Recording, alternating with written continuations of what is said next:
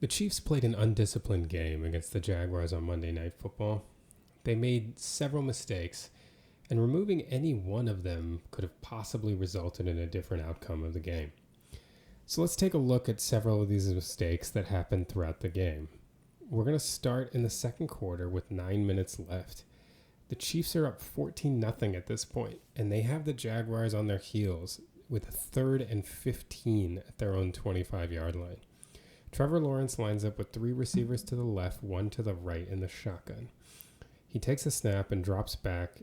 Under pressure, he steps up and throws over to his right. It's an incomplete pass to Brian Thomas Jr., but a flag comes out for pass interference, giving the Jaguars a new set of downs.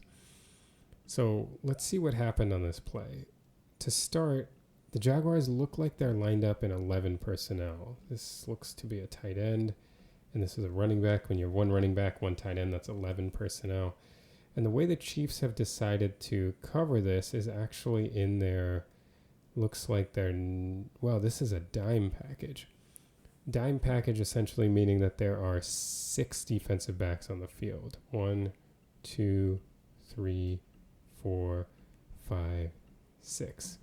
Now this isn't a typical dime, which would have 4 down linemen and 1 linebacker. This actually has 3 down linemen. Leo Chanel is a linebacker, and Nick Bolton's a linebacker. So it's like a 3-2-6 dime. Very interesting.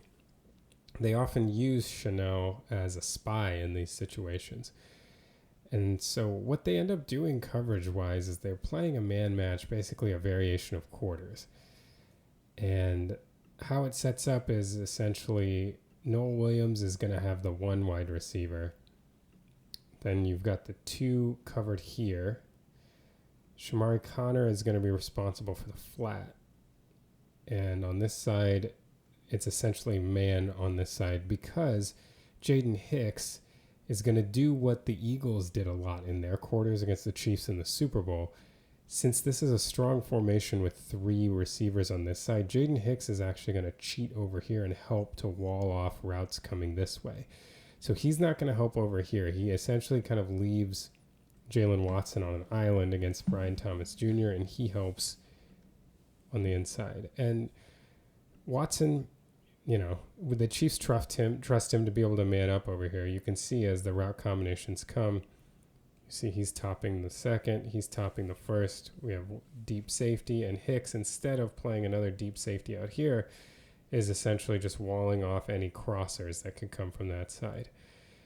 Jalen Watson is then going to be left one-on-one with Brian Thomas Jr., and Watson on this situation is trying not to get beaten outside. You can see him with his outside leverage.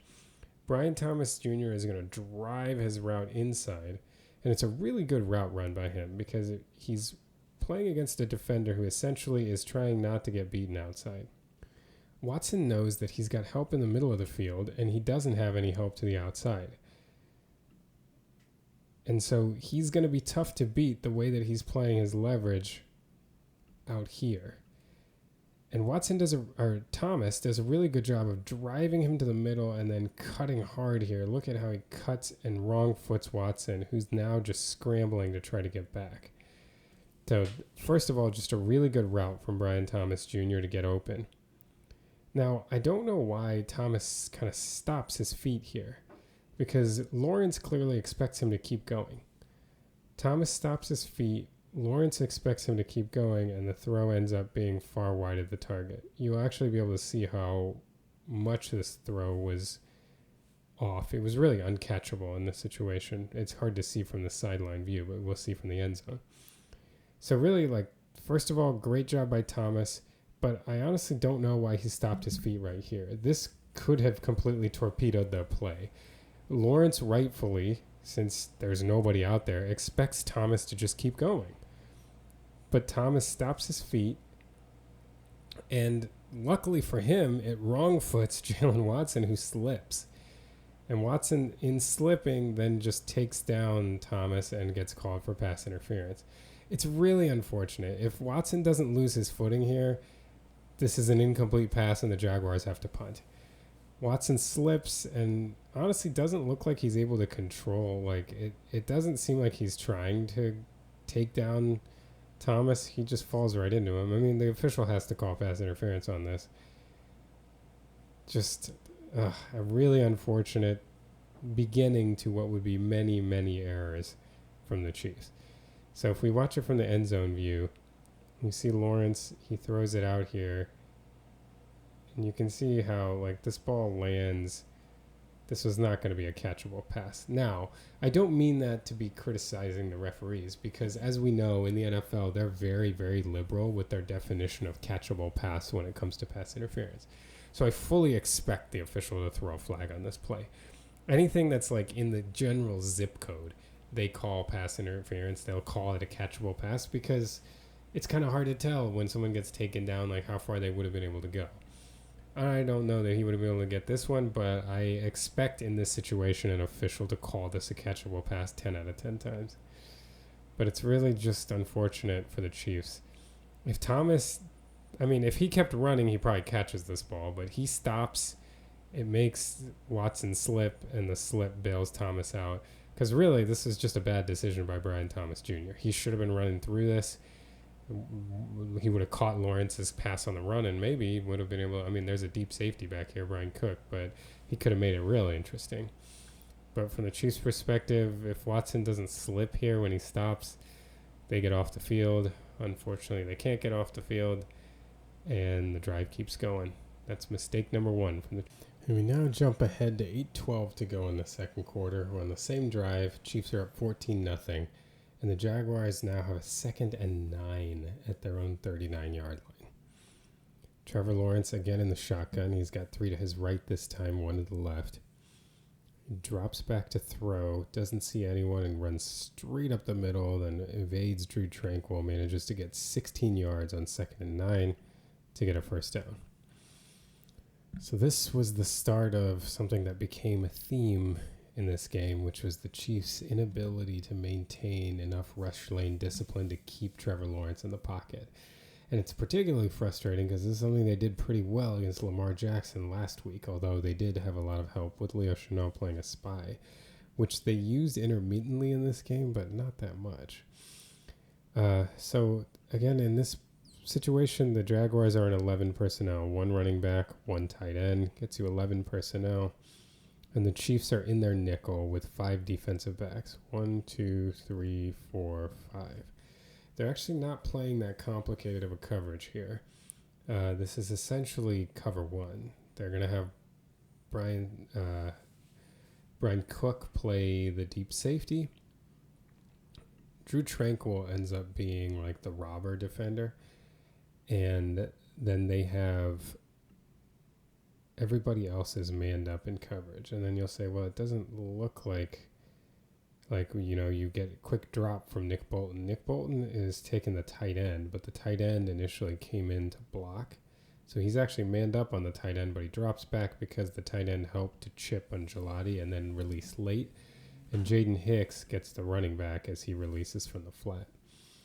So ultimately what happens is initially when they drop back, you have the middle of the field you have a presence here with Bolton and Hicks. But as they leave to vacate toward the flats, there isn't anybody just hanging in the middle. Drew Tranquil drops pretty deep in his underneath coverage, trying to help stay underneath these crossing routes. So he drops back, and the middle of the field ends up being a pretty big void. When the defense is designed like this, where you've got man coverage, you know that most of your defenders are going to vacate the area, and so you're not going to have a lot as far as deterrence for the quarterback to run the ball. So in those situations, it becomes extremely important that the defensive line all maintain what they call rush lane integrity. You have to stay to your lane and not create any major gaps in order to make sure that the quarterback can't escape. And typically what happens is you'll see this work pretty well, actually. The Chiefs run like a pretty late stunt here. So what they do is Karlaftis looks like he's working on the tackle, and then he kind of helps a buddy out here, runs into the guard and center so Nadi can come around. And then Karlaftis knows that Nadi has come around. I have to come back and close this gap. And usually the Chiefs' defensive line, at least often, they're able to play synchronously like this. But the combination of that play with Karlaftis trying to get back to the middle, and look at Tillery on this side, just completely loses the middle on his side and is not able to come close that gap. Against Lamar Jackson, the Chiefs were doing a good job of getting back, maintaining the ability to kind of two-gap, so that even if you're rushing to the outside, you have to leave enough opportunity for yourself to come back to the middle to close. And Karlaftis and Tillery both were too wide. One of them has got to be in close to deter this. This is just too big of a gap for a quarterback as athletic as Trevor Lawrence, especially when you're not running. If you're running like a zone defense, fine, because you have a bunch of people like sitting under here that are deterrents. This is when, as a defensive line, you can kind of go and have your fun. You have people behind you in case the quarterback breaks contain. There are other problems there too. Like if the people underneath end up like coming toward the quarterback, they're going to create bigger gaps. But so there's no perfect time where you can just abandon rush lanes, but at least you get it a little more. Here, you can't on man coverage. At least you have one robber, but had there been two deep safeties in man, then there's nothing you can do. So this is just poor by the Chiefs. You cannot let a gap like that for Trevor Lawrence to run through. And this, unfortunately, was the beginning of a much larger problem that persisted through the game. A lot of big downs here where Lawrence was able to get out. And now you can see it from the end zone game. And the big thing is watch how, Nadi comes around to try to loop. But look how wide everybody gets. So see, they're trying to get Nadi around. And Karlaftis does eventually come to close that gap a little late. But look at how far out Tillery has gotten, especially with that level of depth. If you kind of mush rush and you don't get a lot of depth on your rush, you can be a little wider because you have the time to get back when you see that the quarterback is scrambling. But look how deep and wide, you can't have the combination of depth and width. Then the quarterback look at this. It's a huge gap for him to run through. Like, this is just simply not the level of discipline that we saw them play with against Baltimore.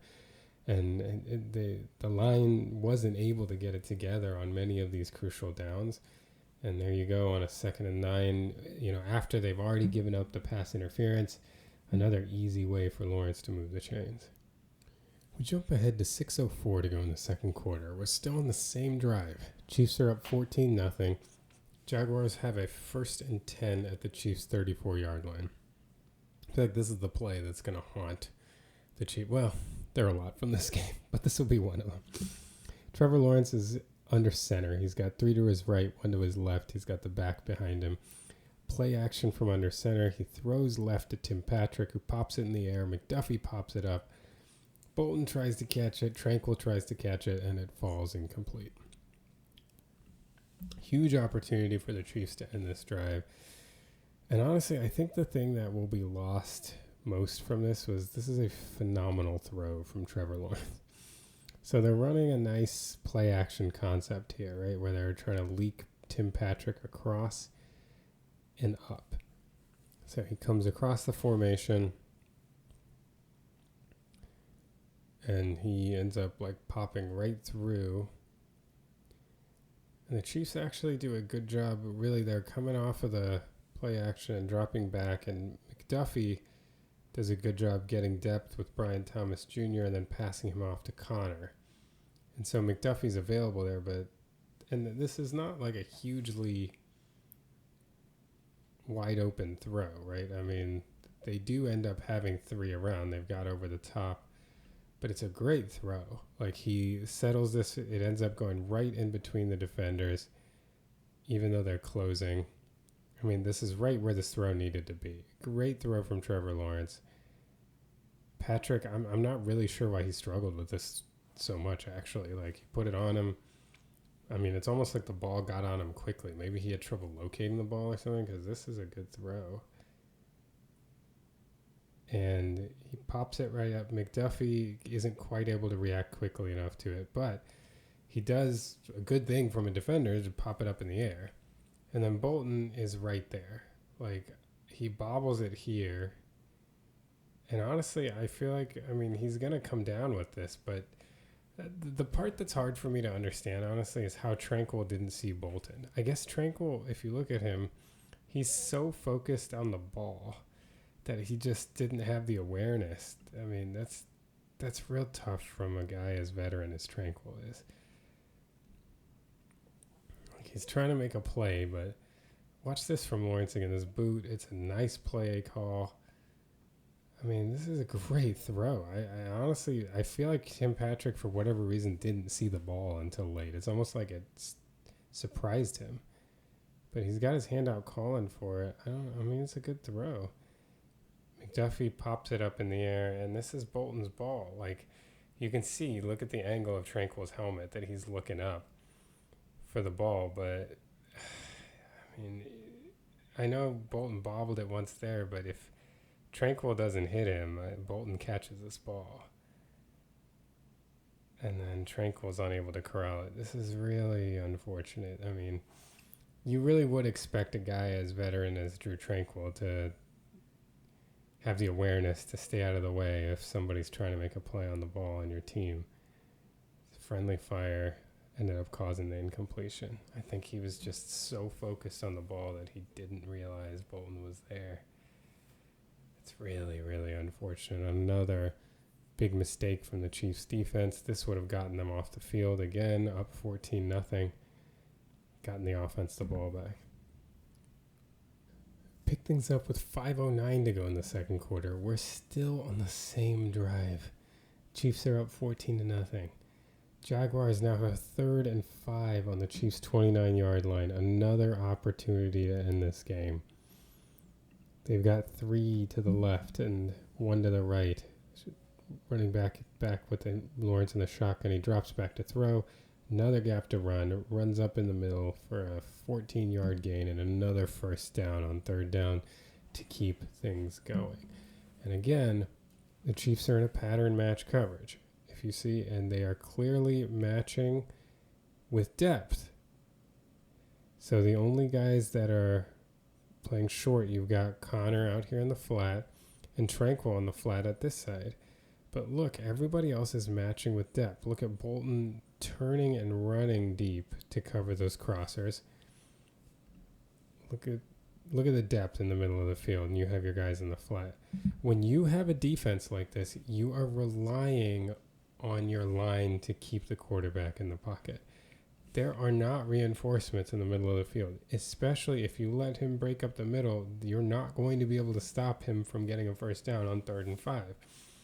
And the Chiefs' plan looks better here, right? Last time they had, Tillery coming out, they had Nadi going out, and Karlaftis did try to come and replace, but there was a huge gap naturally created. This time the plan is better. Amenahue is rushing inside, but look at the replacement here. See, we've got replacement to the outside, so we're filling the gap from Amenahue. And as Amenahue comes across inside, Chris Jones is supposed to fill. So really, you're trying to get everybody still containing. The big problem is that Chris Jones loses his position and loses his footing. And he gets knocked down, suddenly your contain is gone. In addition to that, Amenahue gets washed a little bit farther than he would like to.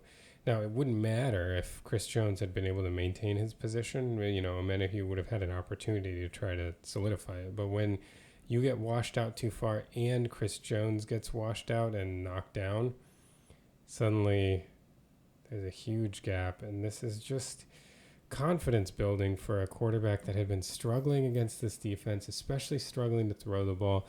We've got these big plays where we're allowing him, a pass interference call on a situation where there's a miscommunication with the receiver.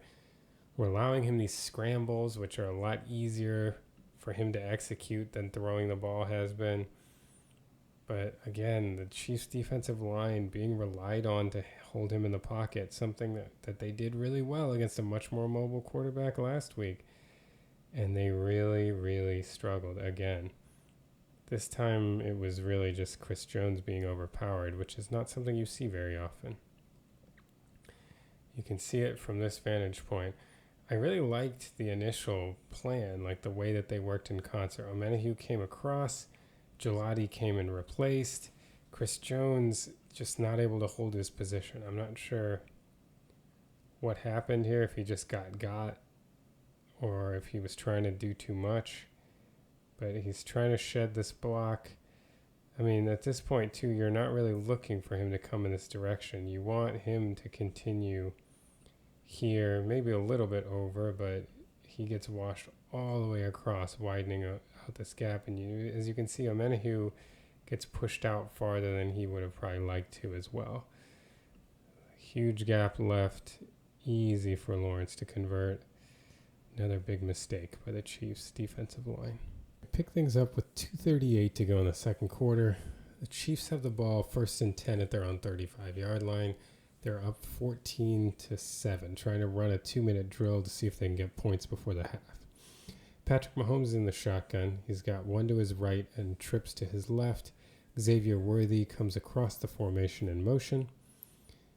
He comes back across as Mahomes takes the snap. He pushes a little pop pass to Xavier Worthy, who's tackled for a 6-yard loss.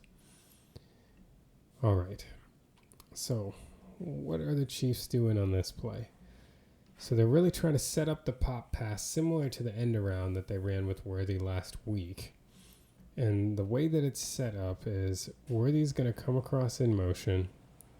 Mahomes pops the ball to him before faking a handoff to the running back. That looks like Pacheco right there.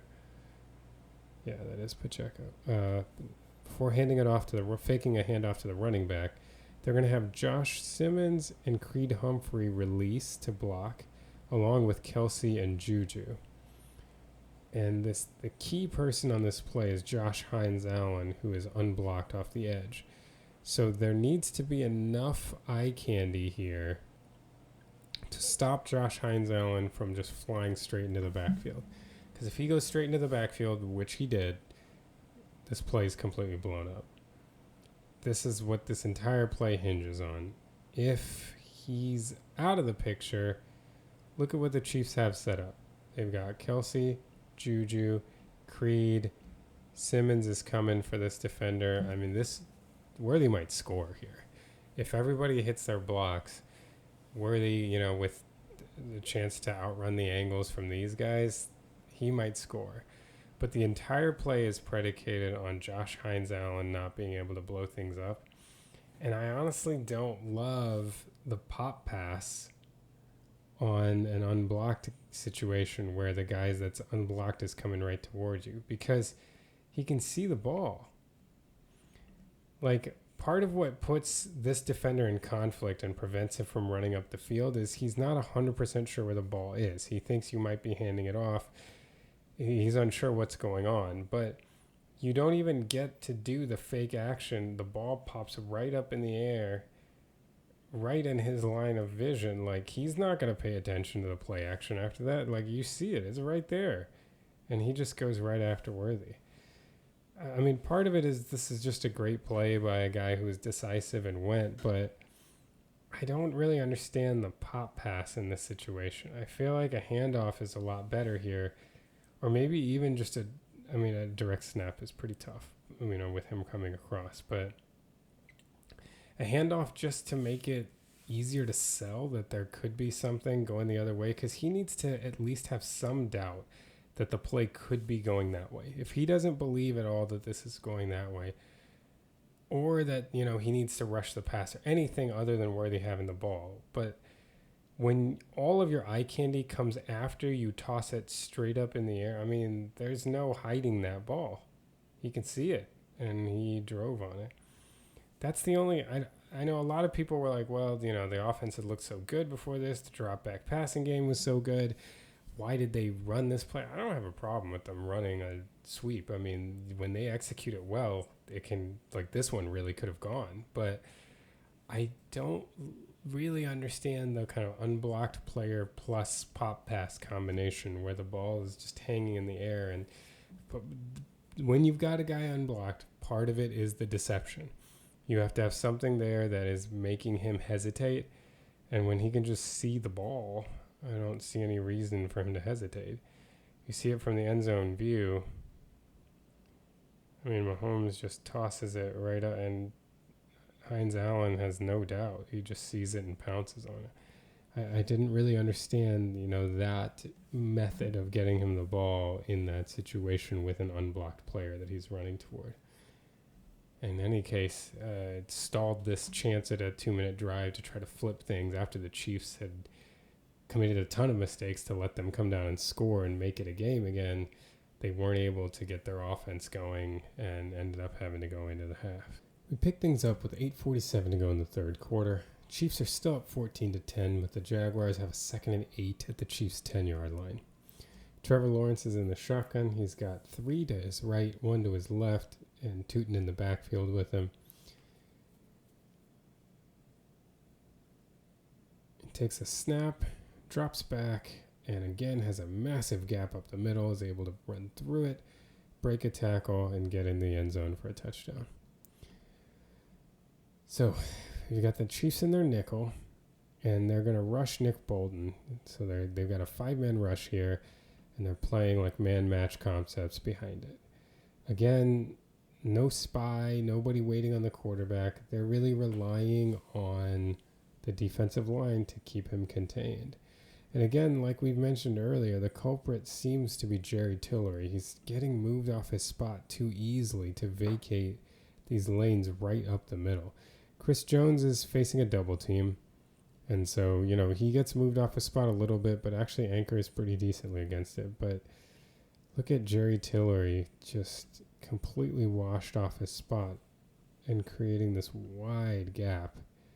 It's just too easy. And this is, at this point, this has happened multiple times. One was the play where Chris Jones fell down. So part of it was, could have been just, but in any case, we've had Tillery once and now Tillery again and Jones once in the middle, just not able to hold position and prevent gaps from opening up the middle, especially on these crucial downs. And you see it here, Jones getting double teamed, but in general, still holding his ground. But look at Tillery here on the other side. Tillery just gets completely washed out of his gap. And at that point, again, it's just a massive lane for Lawrence to run through. You can't do this when you have the second level that's playing a man match. They're not looking back at the quarterback. They're trying to match routes.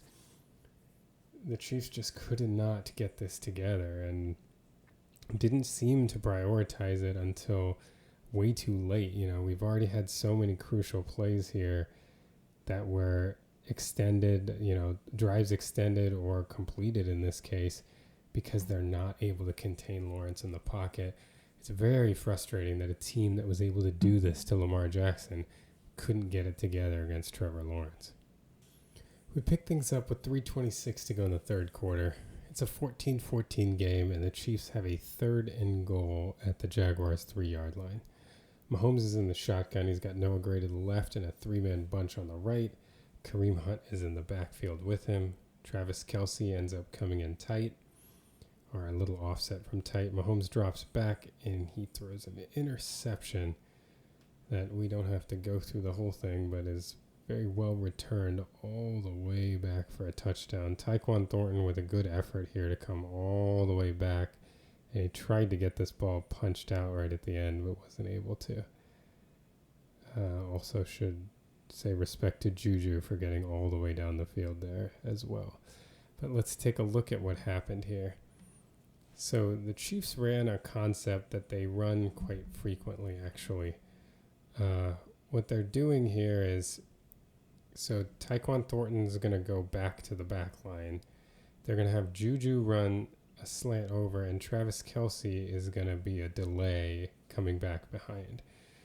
And what it looks like is that Mahomes reads this as man coverage. Because what it looks like is a cover 0 blitz, right? And that's how Mahomes reads it. He sees man-to-man. And I think, especially with this defender walking with Kelce, Jaguars disguise it pretty well. And so what he thinks is happening here is that Thornton's coming to the post being followed by this guy. Juju is going to come in followed by this guy, Travis Hunter. And then Kelsey is manned up against this guy. In reality, what the Jaguars are doing is they're actually double teaming Thornton down to the post.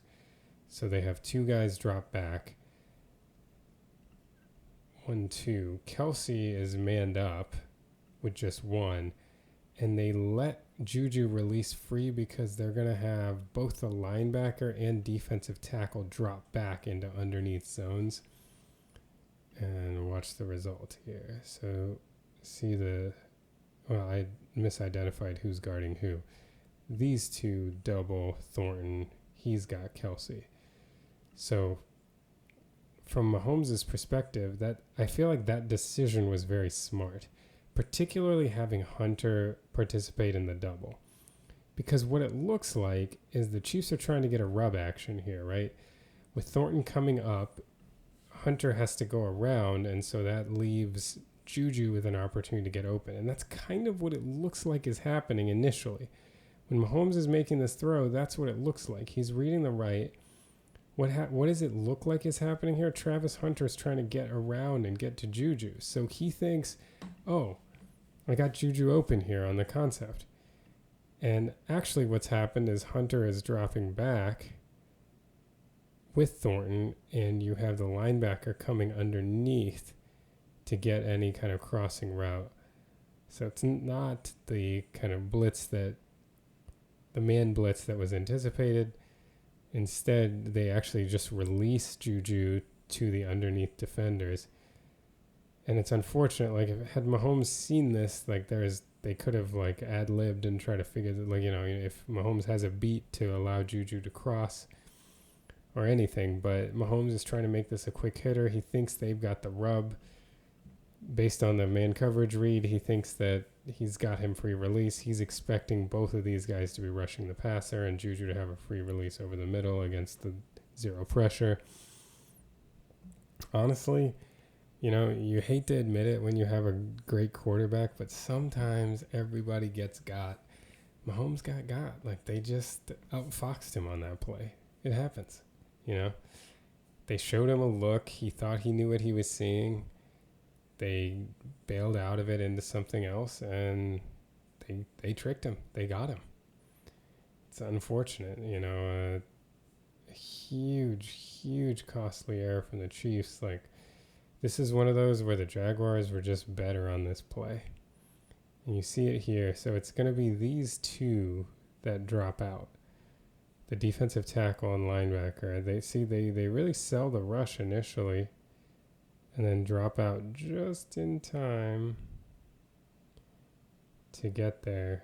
Honestly, if Mahomes had waited half a second to throw this, he would have had the window in between the two.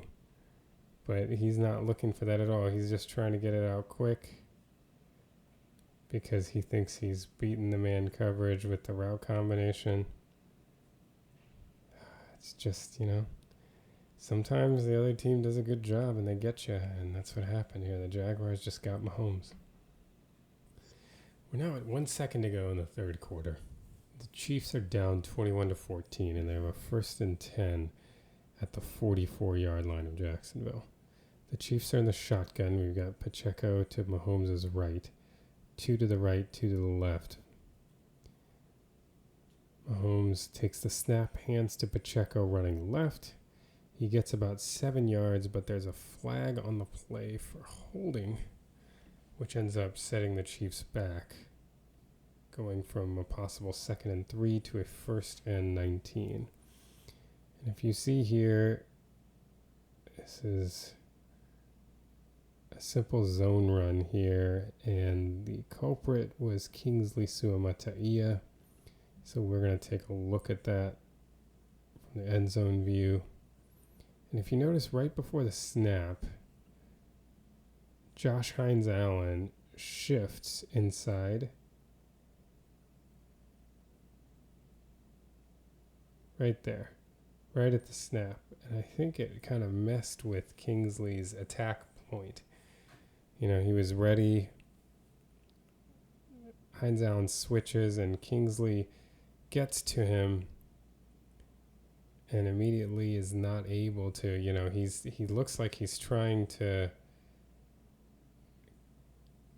keep him, move him to Kingsley's right. He's not able to. And right here, this is where people really make mistakes when talking about holding. It's not the act of holding the jersey that is a hold. That's not the problem. It's the actual restricting of somebody moving by holding them. So, when people have a grab of each other's pads, which they do often, and I think a little too much is made of whether things are inside or outside the frame of the body. It doesn't really matter depending on whether you're restricting them with the hold. So here, grabbing his pad's not a problem. Here, as Hines Allen is clearly trying to pull away and go that way, the fact that you are restricting him by holding him is what the penalty is. So it's not the fact that he has his jersey, it's that he's pulling the jersey and not allowing Hines Allen to go where he wants to go. It's that material restriction here. And so here he ends up being called for a penalty. And, I've always felt it's frustrated me. The run play hold is such a low benefit, high negative play. Like the idea of losing 10 yards because you wanted to hold someone, whereas if you didn't hold them, it would be no gain or a loss of 1. It just seems like one of those situations where the run play hold is often very frustrating. The pass play hold you get a little bit more because you're trying to avoid a sack, which is a negative play in its own. So you'll give up 10 yards in order to avoid a sack. But giving up 10 yards to avoid a 1 yard loss doesn't seem to make as much sense. This ended up being the catalyst that stalled this drive, and the Chiefs ended up punting from around midfield, which unfortunately was a common thing for them in this game, which is not good. Andy had been a lot better at making good fourth down decisions, but during this game he was pretty conservative with his around midfield punting, which was another thing that helped contribute to this loss.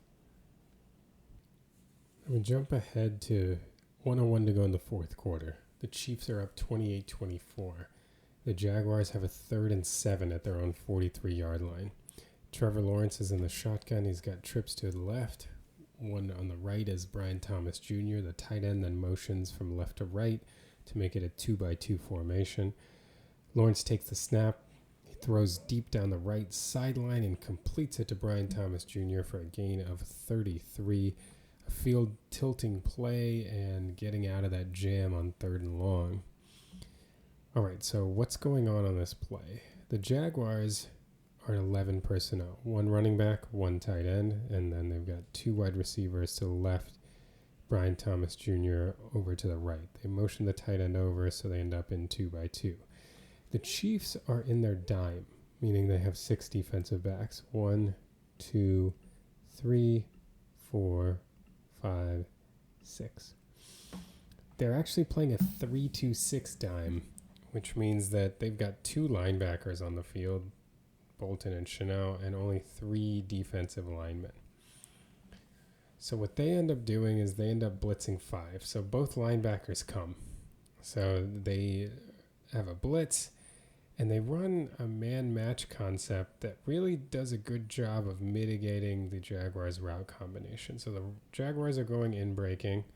They've got the drag, and they're really running mesh here. So this 84's job is to pick off a defender to try to make this drag route come open. However, what ends up happening is the Chiefs, they pass these routes off so nicely, they don't have somebody run with the underneath guy, so he can't get picked. Instead, they have the safety crash down on the drag from depth. They then, even this route gets passed off. If you see Noah Williams running, and then he comes back to help with the drag, and then they pass off this route. So the secondary is really on top of everything here. One thing I will say that was different in this game compared to the Ravens game is the Jaguars did a great job of handling pressure from the Chiefs. The Chiefs tried to bring an extra guy. They didn't have any free rushers that I can remember through this night. Everything was blocked up pretty well. Running backs did a good job picking up in pass protection. the blitzes weren't fooling the Jaguars the way that they were to the Ravens the week before. But really, everything is set up nicely. These two routes are coming across. You got the pick guy over here, and Brian Thomas Jr. is just running his go route one-on-one with Jalen Watson. One thing is, you got Connor in the middle of the field, and he wasn't quite able to get over there, but Watson has good coverage, and honestly, Watson normally makes this play. It's just here, look how early he jumps. He jumps and tries to hang, but if he had timed this jump just a little bit later, Watson does this well normally. I think he would have knocked this ball down. It's really unfortunate. It's just a matter of inches, but he normally, he gets up and does a great job of swatting these, but he just jumps a hair early, it looks like. And if he had just waited a beat before he jumps, probably knocks this ball down. It's really unfortunate because he's really, this is his strong suit in a way that it's not for Trent McDuffie. I feel like the number of times you see Jalen Watson just swatting one away, he's normally pretty good in this situation, and he has good coverage here. It's just unfortunate he wasn't able to get it done. That would have been a huge play. Would have forced a 4th and 7 with a chance for the Chiefs to end this game. It's a little harder to see from this angle because you don't have the depth perception about the early jump, but it's a good coverage from Watson. It's just unfortunate he wasn't able to time it right to get the ball out, especially because he's a guy that does that normally. And, not a lot of things went right in a lot of these key situations for the Chiefs down the stretch. All right, 38 seconds now to go in the fourth quarter. Chiefs up 28-24, and the Jaguars have a 3rd and 13 at about the 14-yard line. Trevor Lawrence is in the shotgun. He's got 2 to his left, 2 to his right. Takes the snap, drops back, gets pressure from his right side, throws left. The ball's actually intercepted, but a flag is thrown for pass interference on Shamari Connor. So what we've got here, we've got the Jaguars, again, look to be an 11 personnel with 1 running back and 1 tight end. And to play this, the Chiefs appear to, again, be in dime. Well, no, this is just nickel, actually. You've got 1, 2, 3, 4, 5 defensive backs, and here are your 2 linebackers, and you've got 4 defensive linemen. So this is just a standard nickel. And the Chiefs play this pretty straight up. They're going to blitz and then just play man coverage behind it with Brian Cook being the deep safety. And so the Jaguars kind of run a smash concept, a short route, and then the corner route. And over here, they're kind of running a pick. They're running interference here and then trying to get the drag to go underneath. And really on the right side, it works pretty well. See, they get McDuffie picked off and Diami Brown running the drag. But this is 3rd and 13, so the Chiefs don't mind that. They've got Cook ready to come underneath and make a play here. What Lawrence is looking for is the route that goes to the end zone, and they have the matchup they want. They've got Brian Thomas Jr. isolated on Shamari Connor, who actually plays the corner out pretty well, but unfortunately for him, this ball is underthrown. And Connor is running after Brian Thomas Jr., doesn't get his head around. It's probably one of the most difficult things in football. Being a defensive back is very difficult in general, but trying to defend an underthrown ball as a defensive back in trail technique, you're doing everything right. The receiver just stops and you run right through him. And Connor also wraps his arm around. It's clearly a penalty, unfortunately. It's a thankless situation. But again, Connor, the one thing with the Chiefs defensive backs, not a lot of ball skills. And Connor here just is unable to recognize the ball coming, get his head around, make any kind of play on the ball. And he's not able to avoid running through Brian Thomas Jr. So what could have been a big stop here, if not the interception, even just an incompletion. If he's able to do anything to indicate he's making a play on the ball rather than throwing his arm right in front of and restricting Brian Thomas Jr., he might be able to avoid the penalty. But he's not able to play the ball. This ends up being a pass interference that leads to the ball at the 1 yard line. Another crucial mistake from the Chiefs and giving the Jaguars even more life. And now we've got first and goal at the 1 yard line with 30 seconds left. Chiefs are up 28-24. Trevor Lawrence is under center. He's got 2 to the left, 2 to the right, sends Hunter in motion. Guard steps on his leg. He falls over twice and somehow manages to get up and scramble left for a touchdown that ends up being the game-winning touchdown. Honestly, what do you even say about this play?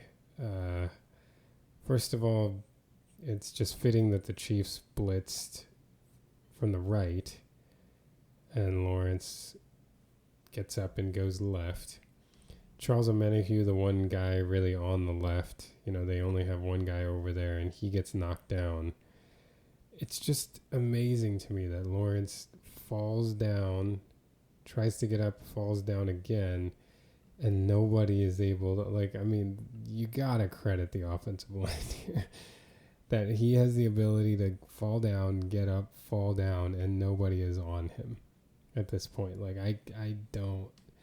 That is so hard to swallow as a Chiefs fan. It's just, I can't believe it. That he tripped, fell, and the Jaguars offensive line played a really good game, and the Chiefs were not able to solve them for most of the night.